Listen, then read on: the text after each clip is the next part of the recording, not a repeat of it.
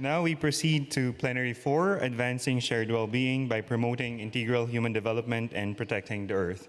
So to begin this session, may we call on stage the moderator, Professor Dr. Jeffrey Sachs.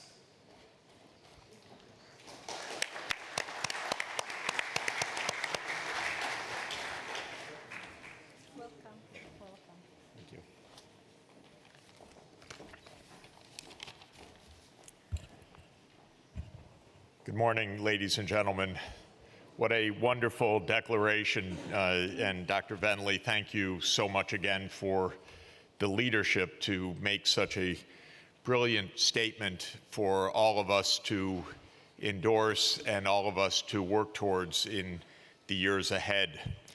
This first plenary session this morning will deal with one fundamental challenge that is part of the declaration that we just adopted, and that is protecting the Earth. We have some remarkable panelists. I'd like to call them to the stage now, if I might. Dr. Charles McNeil, Senior Advisor on Forest and Climate at the United Nations Environment Program. Rabbi Sir David Rosen, the International Director of Interreligious Affairs of the American Jewish Committee. Ms. Isfshan Khan, the Regional Director for Europe and Central Asia of UNICEF, and Venerable Master Yanjie, the Acting President of the Buddhist Association of China. If I could welcome all of you to the panel.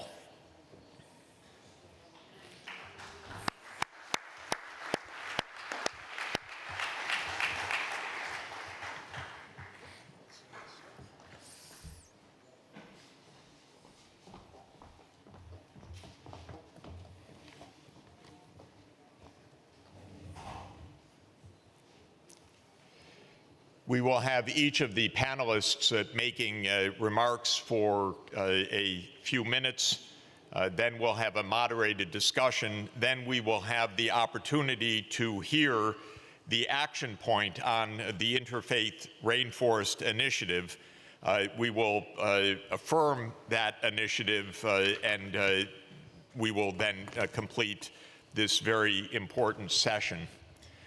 Ladies and gentlemen, if you are reading the headlines in the last few days, in every major paper around the world and on every screen around the world, you know that these days, literally, the Earth is on fire.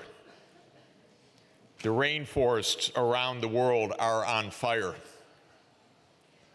And these are not accidents of nature. These are acts of politicians. These are acts of greed.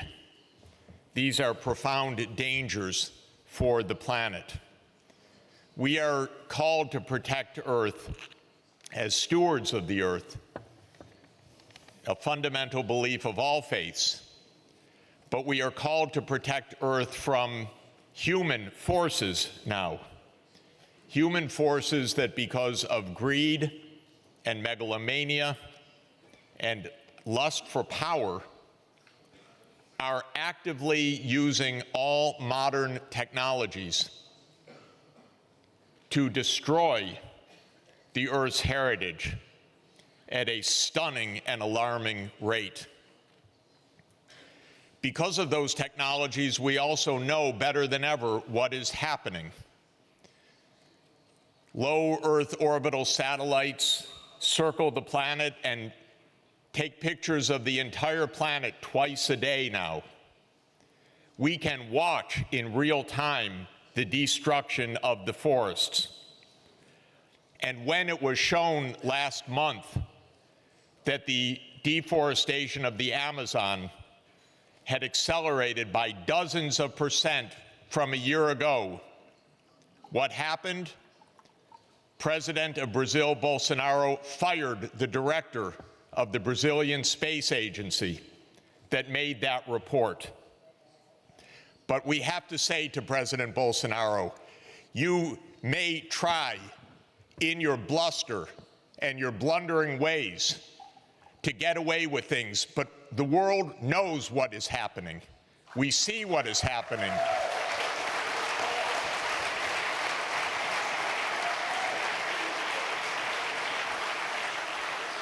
We will never allow you to do it. And we need to say to the Brazilian agro-industrialists, don't believe you will market your goods in world markets by destroying the planet. We will never buy them. We will never allow you to profit on the destruction of nature. Because this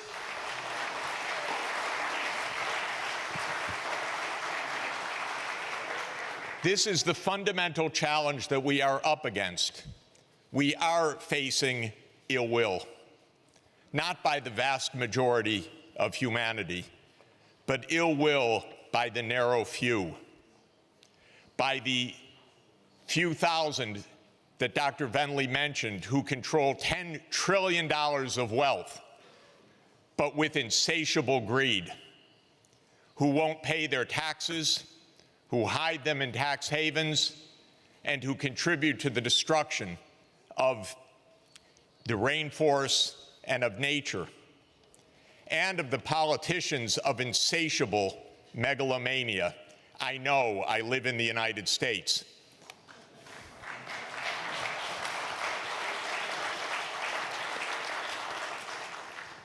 President Trump, Greenland is not America. It is not yours to buy. It is not a real estate transaction. Your thuggery will never succeed.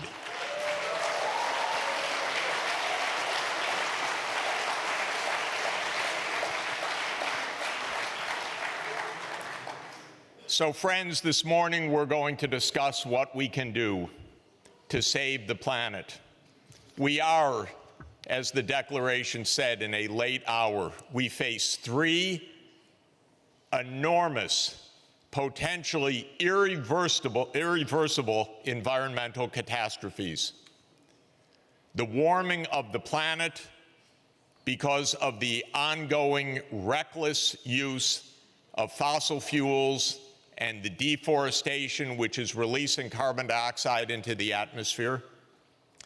The destruction of our biomes and ecosystems, which the UN reported a couple of months ago to be causing the extinction of 1 million species on this planet, and the pollution that is so pervasive that, as we saw in the headlines in the last few days, the beaches and the resorts across the Americas are now covered with seaweed, are unusable economically or for the pleasures of tourism. And every time we bite into a fish, there are microplastics that have infected the marine life and that are causing damage to human life and across the food chain. We are so reckless, not humanity as a whole, but having this greed and power lust, which does not know how to have self-control. And when Dr. Venley refers to the virtues, the first virtue is temperance, self-control, continence, something President Trump needs to learn a little bit about.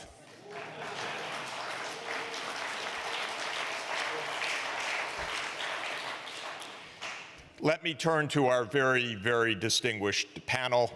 Dr. Charles McNeil has been a UN leader on protecting the environment and specifically a great leader on rainforests and the Amazon, an innovator, a pioneer, a wonderful, wonderful human being. Charles, please come up to the podium.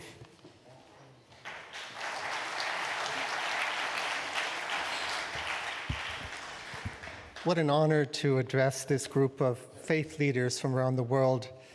And thanks so much to Dr. Venley for your leadership and Professor Sachs for your decades of leadership in sustainable development. Yes, the science is clear on the climate and biodiversity crisis. We are reaching, surpassing, and then promptly ignoring global environmental tipping points that are threatening humanity and all life on the planet and hitting the poorest and most vulnerable the hardest.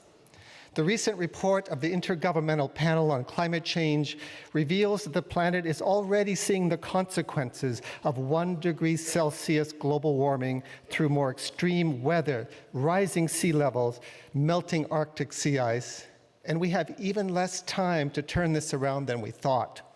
Only 11 years to avoid far more severe droughts, floods, fires, extreme heat, and poverty for hundreds of millions of people. A report of the Intergovernmental Panel on Biodiversity that Professor Sachs just mentioned does indeed reveal that 1 million species currently face extinction, and this time the mass extinction is being caused by us, not an asteroid. And consider this, a recent report from WWF shows that since 1970, which was the very year that Religions for Peace was founded, since that year, populations of animals all over the earth have declined by 60% on average. That's a tremendous change in the time that you and I have been active. What a profound and shocking decimation of God's creation caused by our own overexploitation in agriculture, and it is so unnecessary since the recent Eat Lancet Commission report shows that we can feed the 10 billion people expected by 2050 without cutting 1 more hectare of tropical forest if we take certain actions related to agricultural efficiency, reducing food waste, and eating more plants. Human rights abuses of indigenous peoples are also on the rise. The Global Witness report from last year shows that at least 164 environmental defenders, many of whom were indigenous peoples, were murdered last year for defending their lands from exploitation by extractive industries. We in the United Nations strongly welcome the focus on forests by Religions for Peace at this World Assembly, because it provides an extremely strategic and effective way to address these 3 challenges: climate change, biodiversity loss, and human rights abuse. Take climate change. If tropical deforestation were a country, its annual contribution to the emissions that cause climate change would be greater than those of the entire European Union. And at the same time, protecting, restoring, and sustainably managing forests offers up to 1/3 of the climate solution to meet the goals of the Paris Agreement. This is not well known, and it needs to be. Take biodiversity. Protecting tropical forests is vital to addressing the extinction crisis because an estimated 2/3 of all terrestrial plant and animal species live there. Also, conserving tropical forests is key to sustaining the culture and ways of life of indigenous peoples. Study after study shows that when the rights of indigenous peoples are protected, so too are the forests. And yet, indigenous peoples and forest communities are on the front lines of the deforestation crisis, threatened by illegal logging and mining operators, poachers, drug traffickers, agribusiness, and even certain governments. Unfortunately, tropical deforestation is accelerating. Data shows a loss of tropical forests over the past decade equivalent to the areas of all of Germany, this country, and France, and the UK, all combined. And yet, solutions are well known and available. Stopping deforestation comes down to public policies. That means regulations, enforcement, and incentives, and of course, individual action. In fact, Brazil succeeded remarkably in reducing deforestation by 80% between 2004 and 2012 by focusing on public policies. And at the same time, they were able to significantly increase food production, showing that forest protection and food production are not in conflict. Tragically, as we've just heard, Brazil is headed in a very different direction now. Over the past decade, the governments of Germany and Norway have been incredibly generous and active and have been leading with the UN and other actors a broad coalition of governments, civil society, indigenous peoples, and businesses to protect and restore tropical forests around the world. but to achieve the scale and speed of change that is needed to halt tropical deforestation, we need to inspire people in new ways and to reach them on the level of faith, ethics, and values, and to mobilize vast new constituencies. In other words, we, the international development community, need your help more urgently than ever. And we sense that you are ready to work with us because forest protection is directly relevant to your core values: the sanctity of life, divinity of nature, human rights, environmental justice. But so far, no platform has existed to link up and coordinate the ongoing forest protection actors and efforts at local, national, and international levels with you and your communities of faith. Now the Interfaith Rainforest Initiative is filling that gap through the leadership of Religions for Peace, Green Faith, the Parliament of the World's Religions, the World Council of Churches, the Yale Forum on Religion and Ecology, the Rainforest Foundation Norway, and the Government of Norway with the United Nations. Through this initiative, we are seeing an explosion of interest and action by religious communities in the 5 major pilot countries: Brazil, Colombia, Peru, Indonesia, and the Democratic Republic of Congo. An extremely significant and touching dimension of this initiative is the special and precious connection being established between religious leaders and indigenous leaders after a difficult relationship over the past 500 years. In each pilot country, religious leaders are valuing and respecting indigenous leaders for their vital historic role in protecting forests for humanity and all other life forms. Religious leaders have moral authority as well as political and economic power and are offering to use these assets to help indigenous leaders around the world in the face of threats, attacks, and incursions on their lands.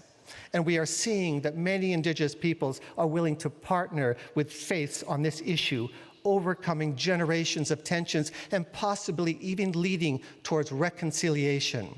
To conclude, the Interfaith Rainforest Initiative is fully aligned with the powerful vision for interfaith cooperation emerging from this World Assembly. And we believe that this effort can help turn the tide on halting tropical deforestation and thereby strongly advance progress on climate, biodiversity, and human rights. We look forward to collaborating with all of you to deliver on our common commitment from this World Assembly to advancing shared well-being. Thank you.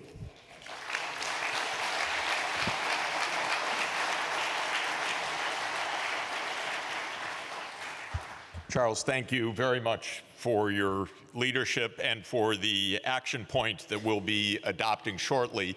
For that and for the declaration, I want to remind everybody that these are documents that are under embargo until their formal release, which will be at the press conference, I think, midday. So please don't release text until after the embargo is lifted and the press conference takes hold. If I might make one suggestion, you've heard a lot of science. There are many studies, the Intergovernmental Panel on Climate Change and the Intergovernmental Panel on Biodiversity and the Brazil Science Foundation and so on. It's very hard to absorb all of this science easily, and for many religious bodies and organizations, the access to the science is not a simple matter. One experience, if I might share briefly. As I think all know, the Catholic Church and the Vatican has the Pontifical Academy of Science. It is a remarkable institution that is now 400 years old. Its founder in its first variant was Galileo Galilei. The Pontifical Academies of Sciences has helped Pope Francis and the religious leaders of the church to take the knowledge of the world's leading scientists, and it has played a remarkable role, for example, in the preparation of the remarkable encyclical Laudato Si. If I might say, for all religious faiths, finding a way, an equivalent, a mechanism to have top scientists provide information, to provide systematic data so that all of the religious leaders can have access to this kind of systematic data, which is overpouring but not easy to assimilate, would be a very powerful support for all of your critical work.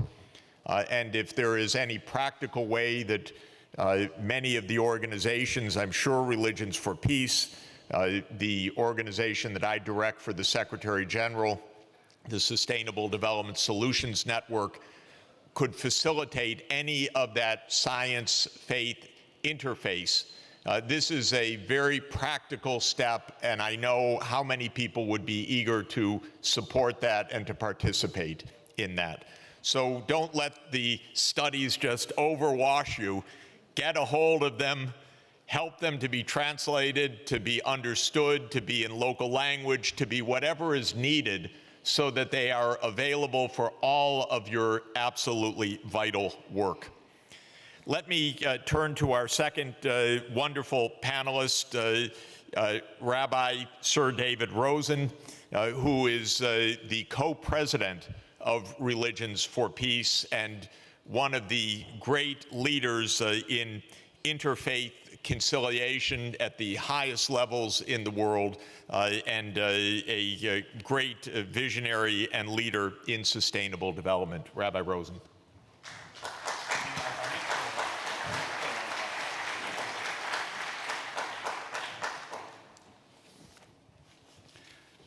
Thank you, Jeffrey.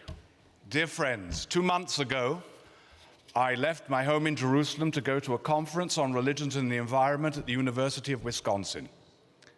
I arrived at JFK Airport at the border control, and the officer there asked me what my business was in the country. And I told him I'd come to speak at a conference on religion and the environment. And he said to me, "What does religion have to do with the environment?" I was horrified, and I told him so. I told him that a religion that doesn't care about the environment isn't worthy of the name. That how could one be truly religious and claim that one is in communion with the divine presence in the world and be insensitive and even complicit in the degradation of the work of his hands?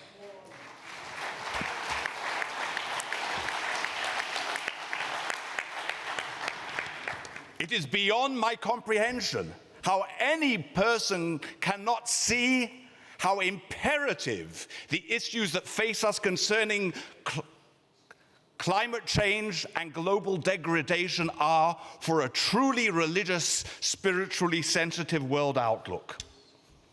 We affirm that the cosmos is the manifestation of the Creator, that the heavens declare the presence of God, and the firmament, his wonders. Indeed, the words that we heard, wonderful words from His All Holiness Patriarch Bartholomew at the opening session, were articulated hundreds of years ago by the medieval Jewish mystics. Rabbi Isaiah Horowitz or Rabbi Judah Lowy, the Maharal of Prague, all affirmed that the commandment to love God means that you have to love his creatures and his creation. You cannot love God, you cannot be truly, spiritually alive if there is no care for your fellow human persons and above all the vulnerable and the cosmos, the home in which we live. And Proverbs and Isaiah chapter 60, share your food with the hungry, make it clear that the very fundamental biblical imperative is to care for the needy in our world. The statement of Genesis that we are here to develop and sustain our world makes it clear that environmental responsibility is inextricably connected to our religious obligations. The Hebrew Bible, however, goes one stage further. It indicates very clearly that there are consequences if we fail to follow these principles which are universal to all religions, that love of God means love of our fellow human beings and love of our world that manifests His divine presence. Many of you will be familiar with the fact within Jewish tradition we read portions of the Pentateuch, of the Torah, in weekly sequence. This Sabbath, tomorrow, in synagogues throughout the world, we will read a passage from Deuteronomy that includes the text from Deuteronomy 11, telling us that if we follow these divine imperatives revealed to the people, then we will have good rains, we will have good harvests, we will be able to prolong our existence on the land. Maimonides, the great medieval Jewish thinker, scholar, philosopher, and man of medicine from the 12th century, as a rationalist, could not understand this text as anything other than a metaphor. Jews recite this text, in fact, every morning and every evening. And for him, it was a metaphor to indicate the fact that there are spiritual consequences if we fail to live in a godly, goodly manner, and that therefore the language is simply the language of the simple farmer who knows about rains and about harvest could understand, to be able to indicate a far more profound idea. But today, friends, we can understand this text more literally, more vividly, more dramatically than ever before. For as we have already heard, what is the source of the degradation of our environment, the pollution of our cosmos? Acid rain, devastation of our resources. It is in no small part the result of our failure to concern ourselves with the consequences of our actions. Unbridled greed, massive material idolatry that is insensitive to the plea and the needs of the vulnerable, that defies and denies the divine imperative of our responsibilities.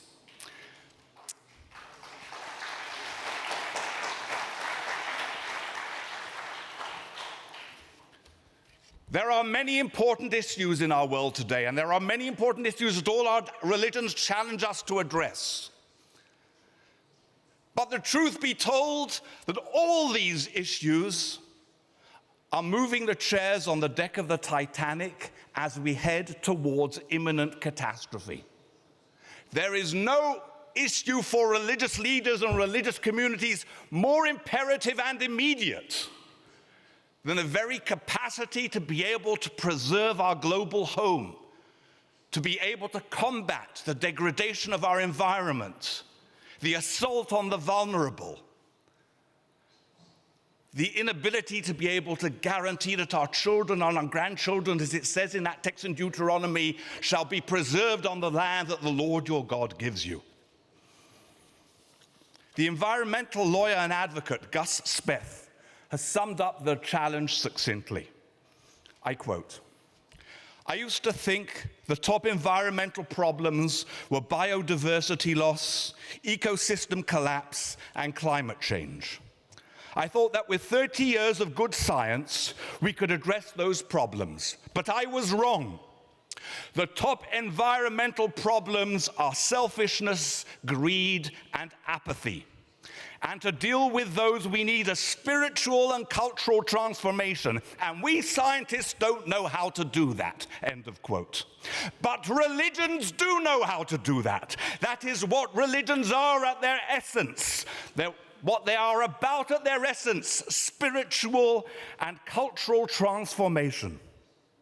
Accordingly, religious people, and especially religious leaders, or religious communities, have the greatest responsibility to engage and lead the movements to preserve and sustain our environment and ensure longevity for our children and grandchildren, both out of pragmatic self-interest as well as for the most altruistic of reasons, for the spiritual welfare of society. Above all, to do so is to affirm our love and reverence for the Creator and source of all life, sustenance, and goodness. May we be worthy of the challenge.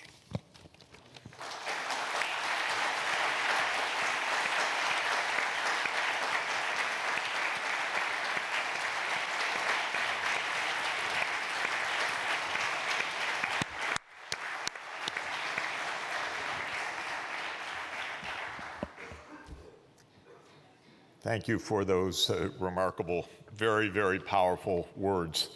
And again, underscoring the absolutely essential marriage and harmony of the science and the religious impulse as the only way that we can conceivably succeed in this challenge. Ms. Ifsan Khan has been a leader in the forefront and on the front lines, I should say, of global emergencies and humanitarian relief for many, many years. As a leader for UNICEF of emergency programs in some of the most heartrending and difficult and challenging conflict areas of the world, on the ground, fighting the fight for survival and justice in the face of horrific natural and human-made catastrophes.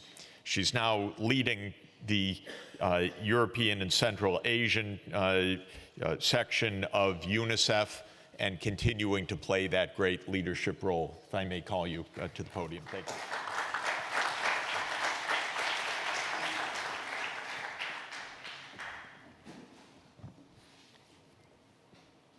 Thank you, Religions for Peace, for providing UNICEF the opportunity to address the rights of children, a fundamental aspect of promoting human development and the Sustainable Development Goals. Discussions on what can be done to further protect children's rights are especially timely, as this year we commemorate the 30th anniversary of the Convention of the Rights of the Child. And as speakers before me have said, at no time has the challenge to the earth, and hence the future, our children, been greater. It was 30 years ago that UNICEF reached out to Religions for Peace to build an alliance for child's rights. 30 years ago, religious leaders and faith-based organizations, many of you here, spurred action amongst your communities to advocate for the adoption of the convention. Your efforts to mobilize for children continue today, and at UNICEF we are honored to work with you in some of the toughest places around the world where children face some of the most acute challenges.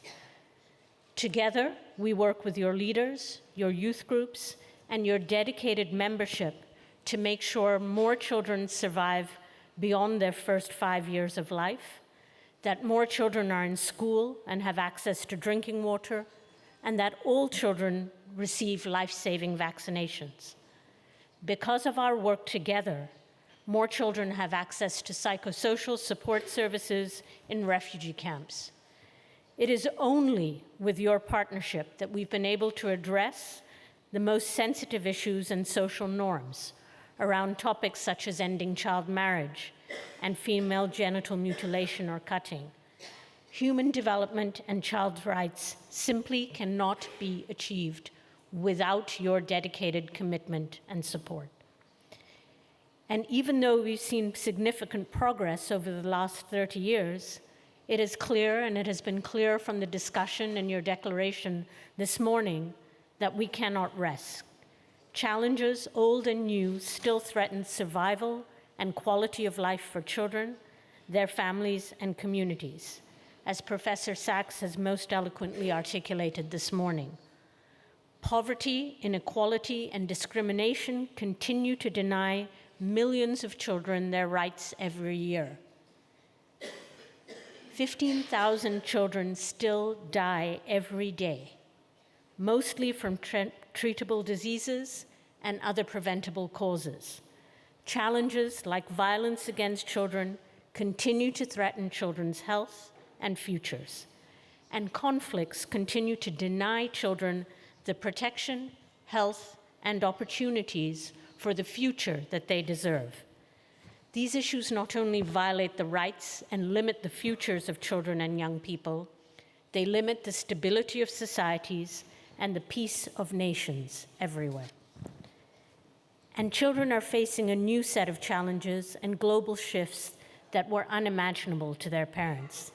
The rise of digital technology and digital safety issues, mass migration, and climate change have rewritten what it means to be a child.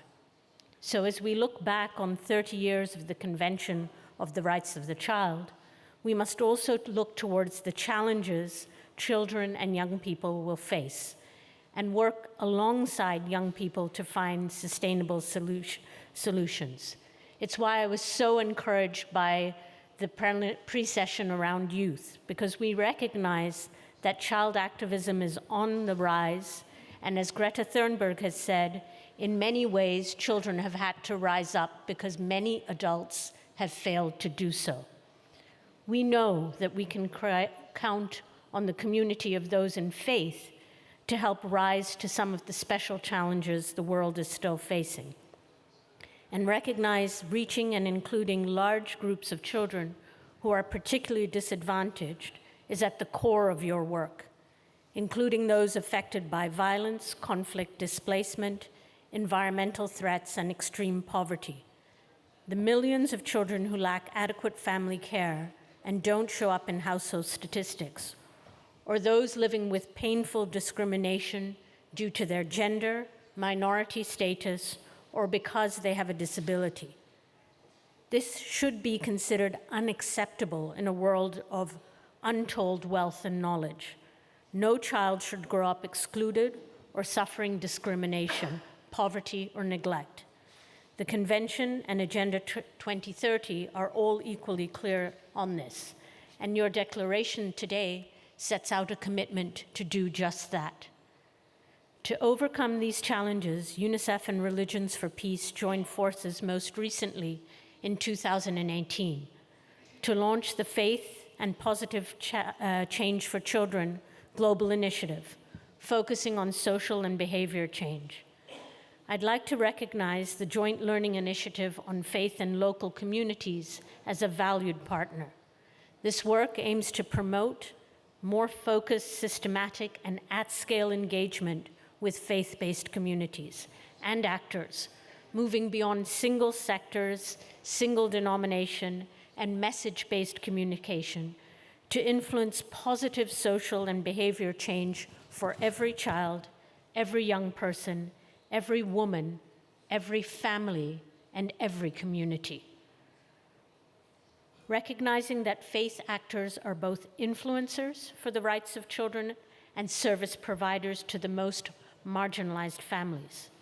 This groundbreaking initiative is promoting a new way of working with faith actors and secular organizations based on a hearts and minds approach, where the latest technical information or science is combined with spiritual teachings from the faith traditions with a consideration of the specific cultural, social, economic, and political treaties and realities that influence individual family practices and social norms. UNICEF is extremely thankful to Religions of Peace and its interreligious councils for working with us to translate this innovative approach into reality. And we had our first session yesterday afternoon to dive deep into what can be done to address some of the key issues. I'll spare you the examples, but we have many where we have worked closely with the religious community in Mali, in Egypt, in Liberia, in Colombia. But I think we need to recognize that right now, we also have the largest portion of children and young people ever in the history of our planet. They will inherit a world with endless opportunities, but also multiple threats. As we work to address the complicated challenges of our time, conflict, climate crisis, xenophobia, and others, we need to strengthen the commitment made to our children 30 years ago. The best interests of young people and children must be prioritized in all we do. We must commit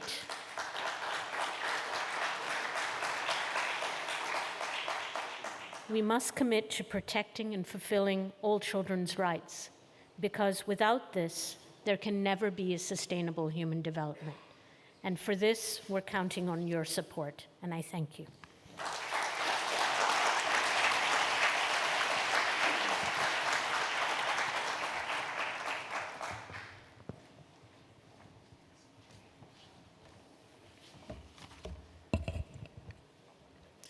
Afshan, thank you very, very much for those words. And I think it's very important to underscore that not only are we facing a crisis of neglect, again, we are facing crimes against children at a large scale by government, by power. And this is what we need to raise our voice to stop. In the United States, children are being taken out of the arms of their parents at borders, put in cages. It was announced 3 days ago that the United States will not offer flu vaccinations to children that are being held in detention, despite the fact that children are dying of flu in the detention camps. This is criminal behavior at the top of the US government, and that this is what we are facing in many parts of the world.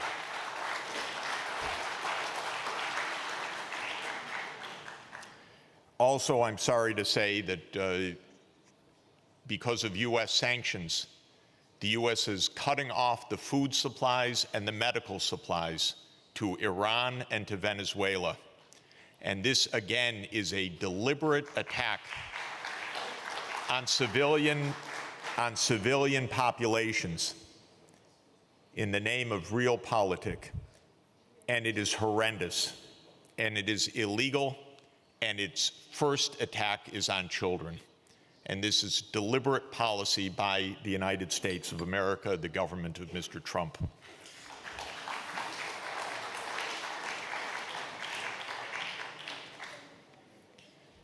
We're very lucky to have with us our fourth panelist, the Venerable Master Yan Jue, who is the president of the Buddhist Association of China. Venerable Master, please come forward.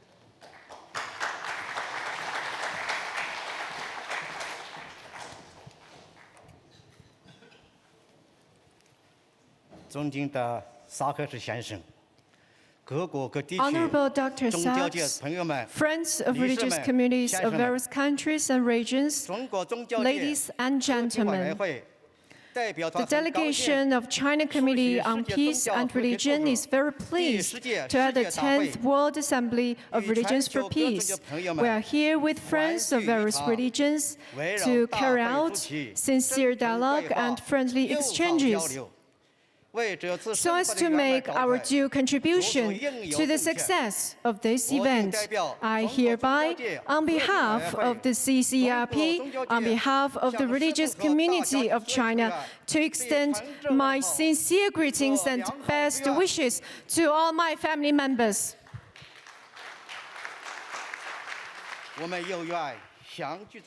We are here gathered in Lindau, whose beautiful scenery has made us directly feel that a beautiful and a clean environment is the shared aspiration of all human beings for a better life. The environment is our welfare. For the worshippers of various religions across the world, we have a responsibility to protect the world and to protect the environment. Our history has shown us that civilizations rise and fall in line with the evolution of the nature. Environmental protection has become a global major issue cared by the international community. The environment is also about development, and our future calls us to go in line with the nature and protect our environment. We have to protect the environment and treat it like our own eyes and our own body. Ecological civilization thought is proposed by the Chinese President Xi Jinping, which has become a major social development strategy. In this strategy, China already believes that green mountains and green water is also mountains and rivers of gold and silver.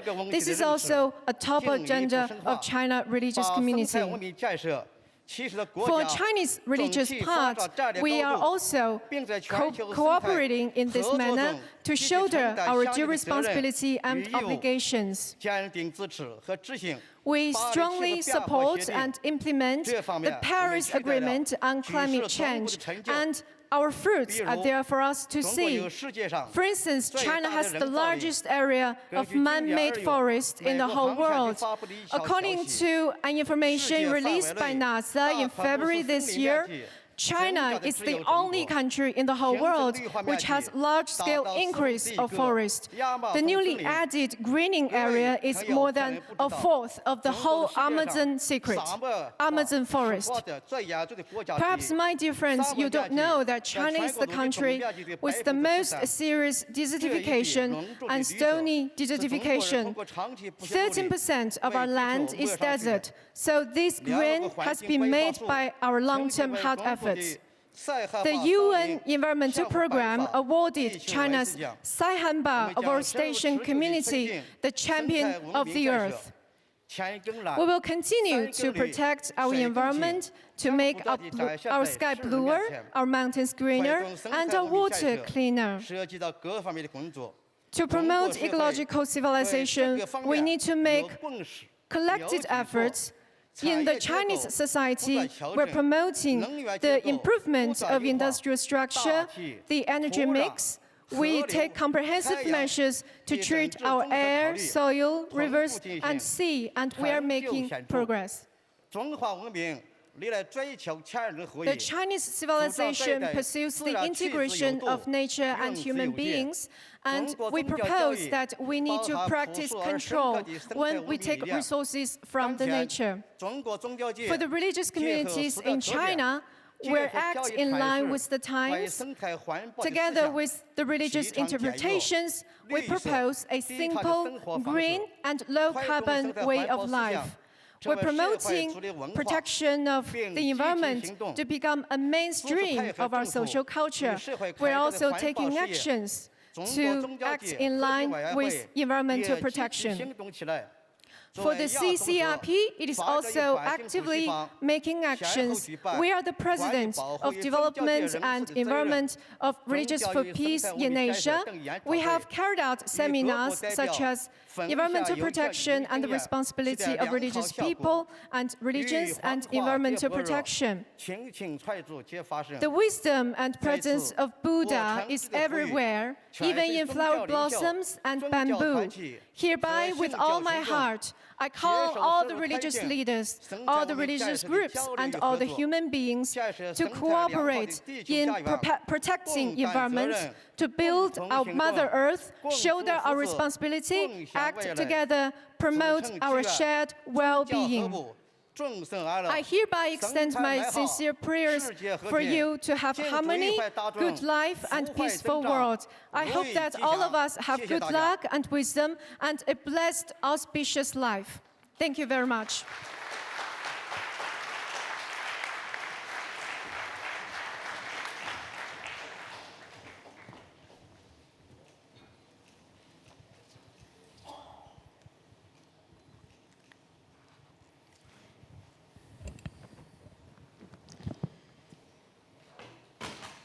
Venerable Master, thank you very much for your words and your encouraging words about actions that are taking place in China to establish environmental sustainability.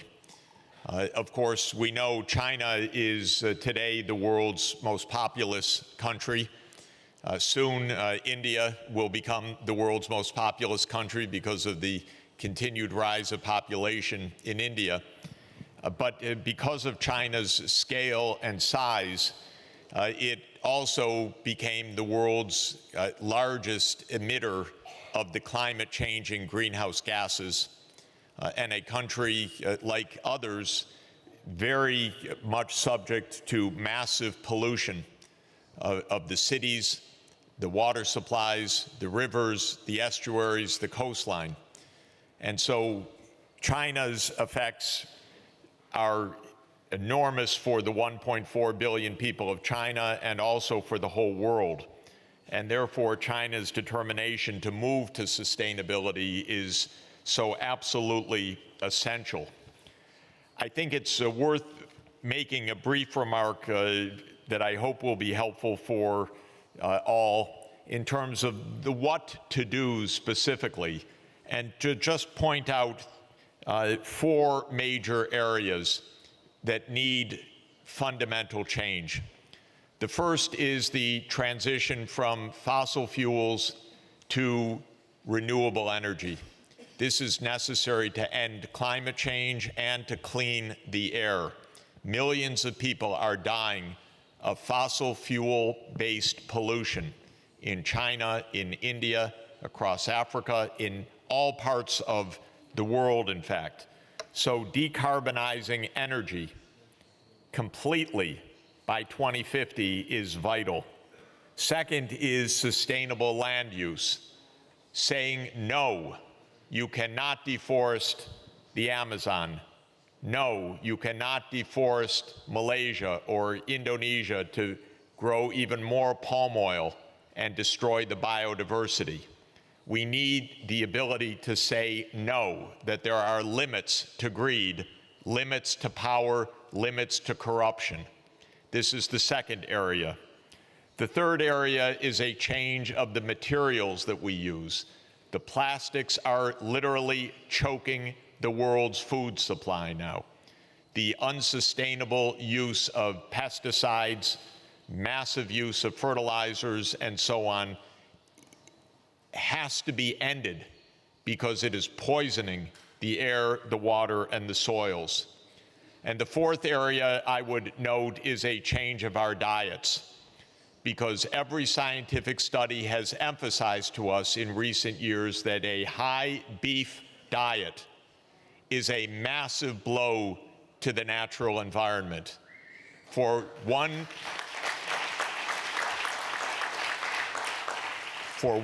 kilogram of beef, it takes 10 to 15 kilos of feed grain, and all of the water and the fertilizer for that.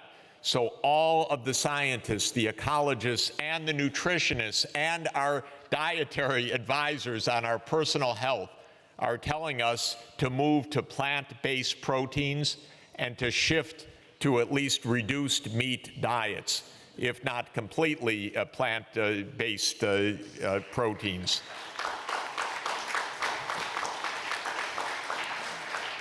So these are some of the practical steps that I think are called for, and the move of China in this direction is extremely heartening and extraordinarily important. We have a few minutes now in advance of adopting the action points for a discussion on the panel. The panelists have offered wonderful observations, and I'm going to open it up to them to offer more wonderful observations. Who would like to jump into the discussion at this point? If I could ask Charles. Yeah.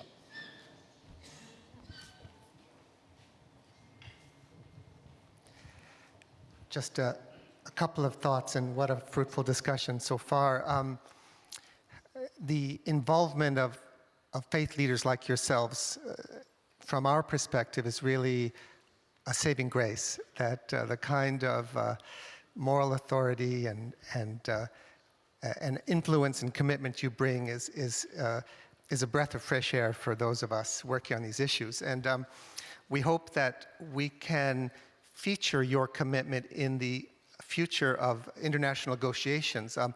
This next month, the UN Secretary General is convening the Climate Summit in New York, bringing together heads of state from almost every country. And we intend to feature the declaration that you're making here in that important meeting, so the whole world knows about what you're doing here. We're also very encouraged by the Synod of the Bishops of the Pan-Amazonian region in October, Pope Francis's initiative on the Amazon is extremely encouraging. And later this year, the climate conference in Chile, COP25, will be another opportunity to give voice and visibility to your commitments. And perhaps equally or even more important, next year in China, the Biodiversity Conference will take place in Kunming in Yunnan province. And this meeting is being slated to be sort of like the Paris Agreement was for climate change, a turning point in the history of humankind on Earth, that the opportunity here is a turning point in our relationship with nature. So China has generously agreed to host that meeting, and this is an opportunity really to galvanize humankind in a whole new way. So there's a lot of encouraging action on the horizon, and this is an important milestone along that path. Thank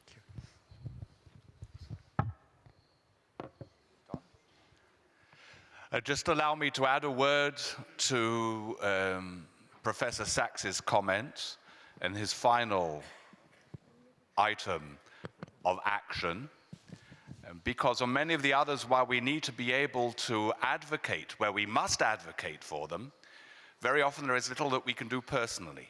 But with regards to personal lifestyles, we can show an example. And first, let me congratulate Religions for Peace for having an assembly that had vegan options. That's great. Definitely an improvement on past assemblies, but it's not good enough. Religions for Peace should be an example of the right kind of lifestyle that is sustainable and morally responsible for our times.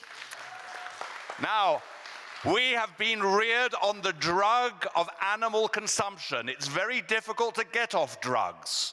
People have withdrawal symptoms. This needs to be understood, and we need to be compassionate about it. And therefore, as people need to move towards a plant-based diet, sometimes those needs need to be taken into account. But as an example, as an assembly, we should be setting the clear direction and vision for the well-being of humanity.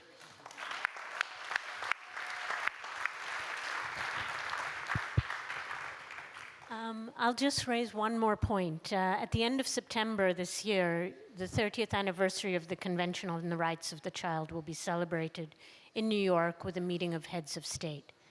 And I think one of the biggest challenges we have now is actually the future for our children. Whether it's linked to planet, people, or prosperity, we have not provided the protective environment that our children need to grow and flourish. As leaders in your own communities, we've recognized the importance of working country by country, region by region, to change that reality.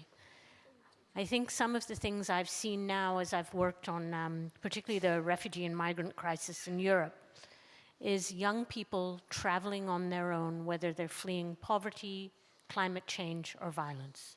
And the protective environment for those children amongst the countries who have often been the strongest custodians around rights has been abysmal. So really we are counting on the faith leadership to speak up, to speak out about compassion, about humanity, and what's required to shelter and protect those children. So I know Professor Sachs spoke to the United States, but there is a number of other countries where laws need to change so that ships can dock, so that children that are often unaccompanied on their own can disembark and have an opportunity to claim asylum status. And really the laws and conventions need to be upheld, and as religious leaders, your voice is amongst the strongest, because our political leadership right now is not where it could be, and your voice, your power of persuasion is extremely important. So we're counting on this alliance very much to bring back our common humanity.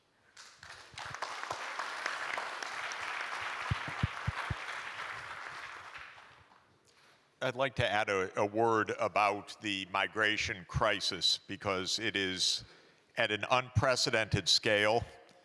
It is, of course, profoundly dangerous and disruptive to the lives of the people involved.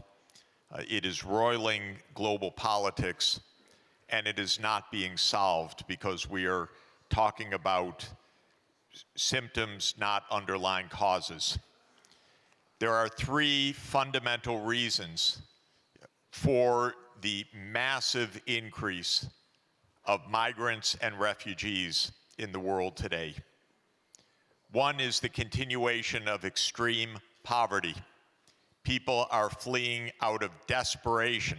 They don't have what to eat. And there is no reason in a world that averages $12,000 per person to have extreme poverty anywhere. It is because of the greed of the rich. Mr. Bezos does not need $110 billion in his bank account this morning.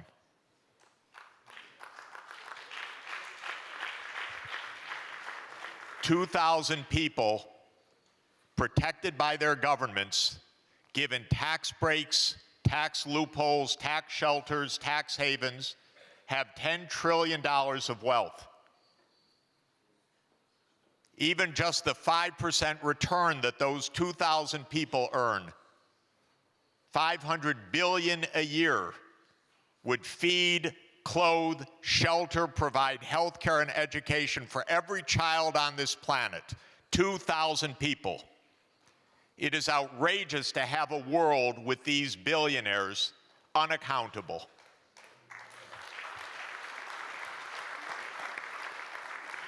The second reason for the migration crisis is, of course, the environmental crisis.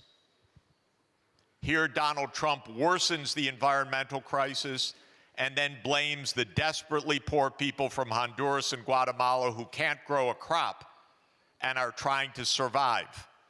And they can't grow a crop because there has been a massive drought throughout Central America in recent years because of global warming.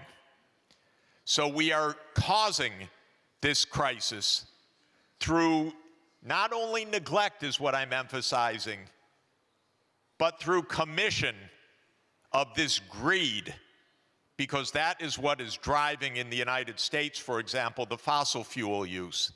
It's not ignorance, it's not stubbornness, it's corruption by ExxonMobil, by Chevron, by the American Petroleum Institute, by the U.S. Chamber of Commerce. Have no doubt about it. I'll give you the facts and figures of the billions of dollars that are flowing to the politicians' campaign funding.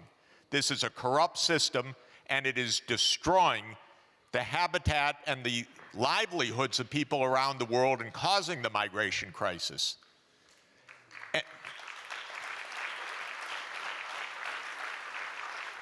And the third reason people are moving is because of wars. And the wars, to some extent, come from poverty. The wars, to some extent, come from interethnic hatred and fear. But the wars, unfortunately, to a large extent, come from the big powers. The United States in recent years has launched wars on Afghanistan, on Iraq, on Syria, on Libya, and it is trying to starve Iran and Venezuela today, which is tantamount to war.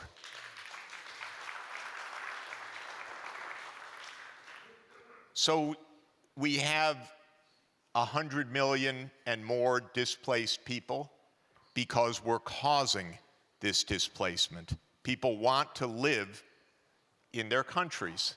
They want their children to have a future in their countries. They're not coming to the US border to make Donald Trump mad. They're coming to the US border because Donald Trump is making their lives impossible.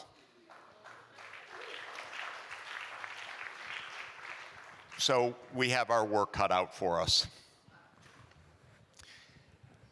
We have a very important agenda item now, extremely important, that follows on the very hard work of the people you see in front of us and the wonderful efforts of the Interfaith Rainforest Initiative of Religions for Peace and its partners throughout the UN system and many, many other organizations.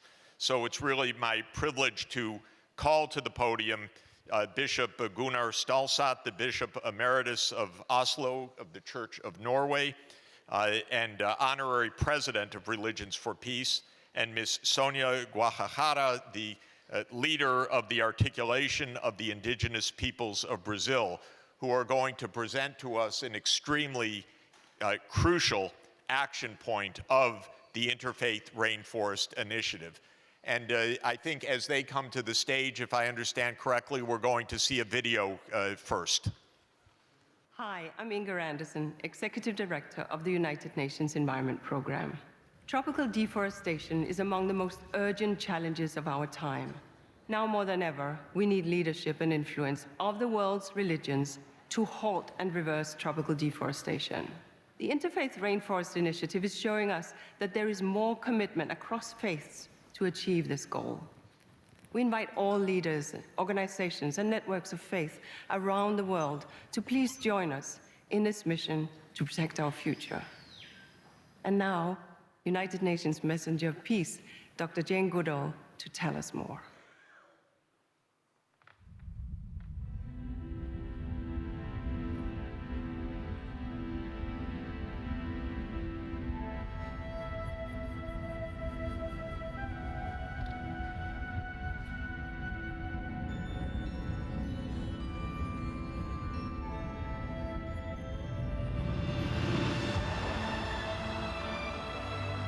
Rainforests, ecological marvels, millions of years in the making.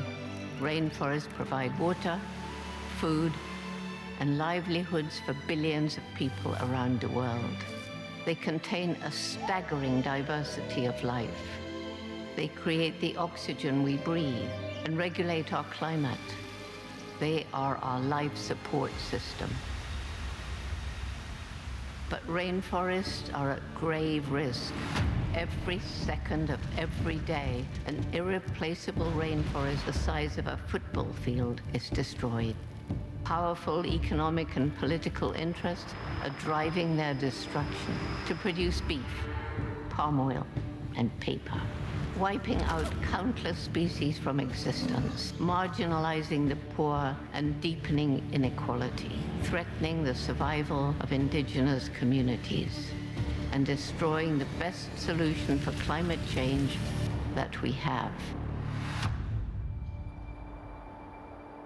But there is still hope, where a different future awaits us, where faith unites us to make rainforests a shared spiritual priority, where we teach our communities that rainforests are a sacred trust, where we feed a growing planet without converting rainforests, where we work with companies to ensure their products are deforestation-free, and where we make sure that governments protect forests and the rights of indigenous peoples. This is the future where we do what is right.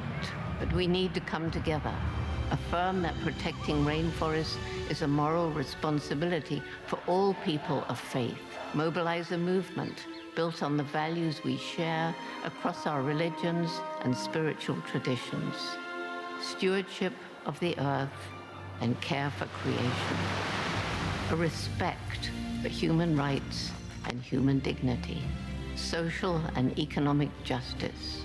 The Interfaith Rainforest Initiative is doing just that. From the Amazon to the Congo Basin to the forests of Southeast Asia, rallying faith communities to act. We must end deforestation because her life depends on it. His life depends on it. Their future depends on it. We all depend on it.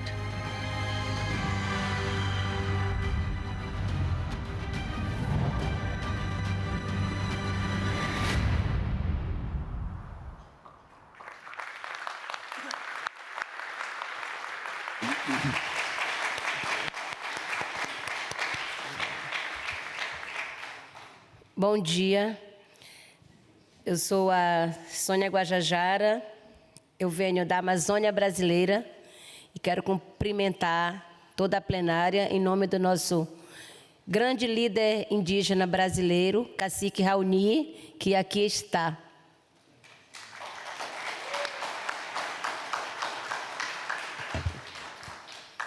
Hoje eu estou aqui representando a voz de milhões de povos indígenas e outros povos da floresta de todo o mundo. Estou aqui para entregar uma mensagem. Nós precisamos de vocês. No Brasil e em todo o mundo, as florestas tropicais estão sendo destruídas. Para nós, povos indígenas, essas florestas são a base de nossas culturas, nossas espiritualidades e nossas vidas. E como reflorestar o coração da humanidade? Estamos lutando muito para parar essa destruição, mas essa luta é também a sua luta. Como restaurar a Mãe Terra dentro de cada um de nós? Não podemos resolver o problema de mudanças climáticas sem florestas. E onde os direitos dos povos indígenas são protegidos, as florestas também são protegidas. Portanto, proteger as florestas é uma preocupação ambiental e climática, e também uma preocupação com direitos humanos. E agora, precisa ser também uma preocupação espiritual, porque a luta pela Mãe Terra é a mãe de todas as lutas. Let us be clear. Ending tropical deforestation is an issue that's time has come. In the Interfaith Rainforest Initiative, we now have a platform to act together. Religions for Peace is joined by Green Faith, Parliament of the World Religions, the World Council of Churches, and the Yale Forum on Religion and Ecology as full partners in this movement. We are also partners in government, NGOs, and the United Nations. This allows us to speak both to the conscience of the people and to the political agenda, both of which are required to achieve the scale and speed of change needed on this issue. Before us for endorsement today is a Faith for Forests declaration. This declaration will be brought as an official contribution to the United Nations Secretary General's Climate Action Summit, which will take place in New York in a few short weeks.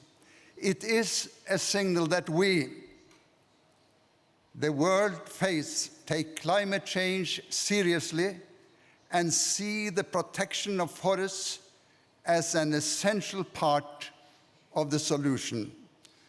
Sonia and I would like to read it to you now. Partimos de lugar de profunda preocupação pelo estado das florestas tropicais do mundo, que são um tesouro sagrado, um dom insubstituível e essencial à vida na Terra. Da Amazônia à bacia do Congo e as florestas tropicais do Sudeste Asiático, o desmatamento é galopante e está se acelerando. Esta destruição é uma ofensa a todas as fés e tradições espirituais. Ela está causando a perda de espécies, aprofundando a pobreza, minando o desenvolvimento sustentável, criando conflitos e insegurança e roubando da humanidade a melhor solução que temos para a mudança climática. Reconhecemos que padrões desatualizados e insustentáveis de desenvolvimento, de produção e de consumo estão causando o desmatamento e que uma mudança fundamental e abrangente nos valores, estilos de vida e políticas públicas é necessária para proteger as florestas tropicais. A agricultura é agora o principal motor do desmatamento. Uma consequência desnecessária, pois podemos alimentar uma população crescente com a terra que já temos. Reconhecemos o desmatamento tropical como uma ameaça existencial que exige ações urgentes e decisivas. We share a profound moral obligation to make care for tropical forests a top spiritual priority. From all regions of the planet and from all of the world's religions and spiritual traditions, we commit to respond together.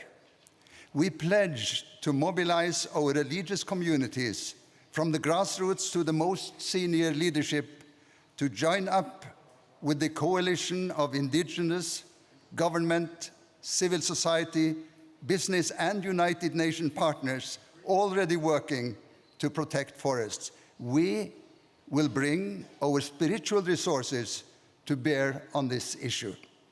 We commit to raise awareness about deforestation crisis within our communities, places of worship, and congregations as an expression of our care for the earth, and to advance religious teaching and education that reflects a moral commitment to protect rainforests.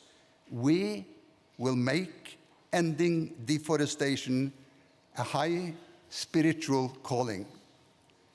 We commit to advocating for governments to adopt, fulfill, and expand upon commitments to protect forests and the rights of indigenous peoples. We will cast our ballots for those that stand for rainforests and environmental defenders. We pledge to exert influence on the private sector and extractive industries that are converting tropical forests for agricultural land, commodities like beef, soy, palm oil, and pulp and paper, and for mining, logging, and oil and gas. We will change our consumption patterns and divest from business that profit from the destruction of tropical forests. We commit to standing in solidarity with indigenous peoples and forest communities to offer sanctuary and protection from threats of intimidation, violence, and incursions into their lands. We see that protecting rainforests is part of a larger moral fabric that includes social and economic justice, respect for human rights and human dignity, and achieving peace and equality. Onde começamos com preocupação, concluímos com a esperança. Reconhecemos que podemos acabar com o desmatamento tropical. Somos guiados por uma reverência compartilhada pela natureza e por uma determinação de que, juntos, como pessoas de fé e parte da família humana, podemos acabar com o desmatamento tropical. Ladies and gentlemen, brothers and sisters, here is the action point on the Interfaith Rainforest Initiative. Deeply concerned about the state of the world's rainforests, understanding that tropical deforestation drives climate change, species loss, and poverty, standing in solidarity with indigenous peoples and rainforest guardians, recognizing that faith can add unique value to government, civil society, and business efforts to protect rainforests, and realizing that ending tropical deforestation is both a profound moral responsibility and highly achievable. The Religions for Peace World Assembly endorses the Face for Forest Declaration and commits to work with the Interfaith Rainforest Initiative on an action agenda to 1. Raise public awareness about the tropical deforestation crisis. 2. Promote teachings about the spiritual, moral, scientific, humanitarian, and human rights case for ending tropical deforestation. Assist our respective places of worship, communities, and organizations to take action. Encourage deforestation-free lifestyles and business practices. Advocate for government policies that protect rainforests and the rights of indigenous peoples. And 6, urge national governments and the international community to put forest protection at the center of efforts to reach the goals of the Paris Climate Agreement. Brothers and sisters, we prayerfully and humbly invite your endorsement and your personal commitment to its implementation. Thank you. That's it. Yeah, gracias, gracias, gracias, gracias.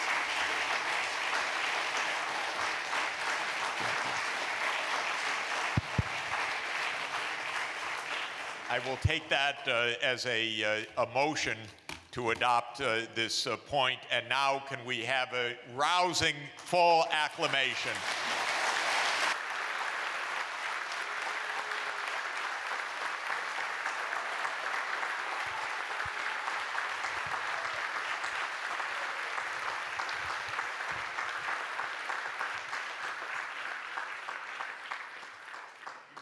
We've come to the end of a wonderful session.